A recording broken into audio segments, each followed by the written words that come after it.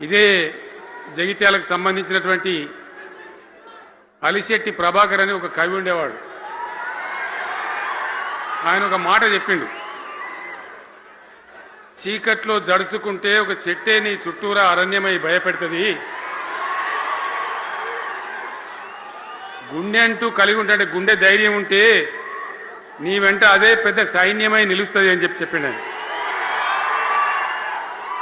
ఇలా నా కళ్ళ ముందున్నటువంటి మీరు, మీతో రెండింతలు బయట రోడ్ల మీద ఉన్నటువంటి అశేషమైనటువంటి జీవన్ రెడ్డి గారి అభిమానులు, మీ అందరి ఆశీర్వాదంతో ఈరోజు జీవన్ రెడ్డి గారి చేరిక కరెక్ట్గా ఆయన గుండె ధైర్యం ఉన్నాడు కాబట్టి, ఉన్నట్టు నికాలస్గా మాట్లాడతాడు కాబట్టి ఇలా ఆయన నిర్ణయం తీసుకొని ఇంత పెద్ద సైన్యాన్ని తీసుకొని తెలంగాణ రాష్ట్ర భవిష్యత్ ప్రయోజనాల కోసం ఆయన బీఆర్ఎస్లో చేరిన విషయం మీ అందరికీ తెలుసు.